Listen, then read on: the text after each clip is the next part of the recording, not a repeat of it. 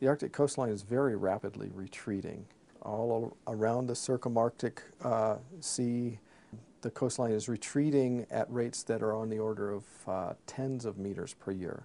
These are orders of magnitude faster than the typical rates at which rocky coastlines retreat. This coastline is made of ice-cemented silt, and therefore all that one needs to do to retreat that coastline is melt the ice that acts as the cement. I'm a professor here at CU. Irina Overeem is a researcher here at the Institute for Arctic and Alpine Research. Cam Wobus is at CERES. So we have been collaborating on this for 2 years, trying to document how fast is the coastline retreating and what is the meteorological setting within which that coastal retreat is occurring.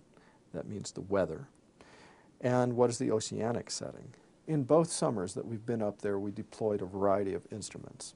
2 big MET stations, weather stations, time-lapse cameras to capture the retreat of the bluffs. We also walked the edge of the coastline for kilometers with a detailed GPS so that we could get a map. The tool that we deployed this year in the ocean was bottom-mounted wave sensors. We attached to those wave sensors temperature loggers, and those temperature loggers are these things. They're really cute.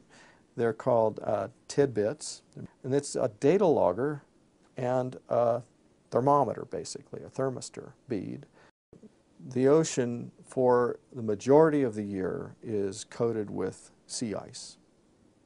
It's only during the middle of the summer that sea ice disconnects from the shoreline and therefore exposes the shoreline to attack by waves and heat delivered by waves. So the longer the sea ice is disconnected, the longer the ice-free summer conditions, the more melting we'll see. That's one whammy. The second whammy is the longer the sea ice is away, the warmer the ocean can get. And the third whammy is the further the sea ice is away, the larger the waves can get. We call that the fetch effect. There are pieces of infrastructure that are in harm's way now, given the rapid retreat rates. These include an old whaling station that's 100 years old or so. That's probably got about 3 years before it drops into the ocean. There are military and oil-related infrastructure that is now in harm's way. There are also our whole towns that are Inuit towns, and even Barrow, Alaska, to our west, has problems of coastal erosion biting into their town.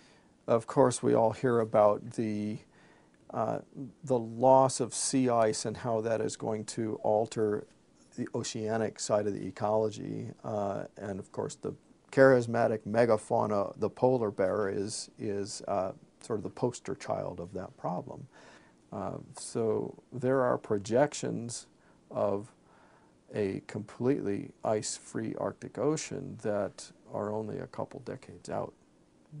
What we've determined is that the temperature in the ocean is what it's about. That is what dictates the rate at which the coast retreats.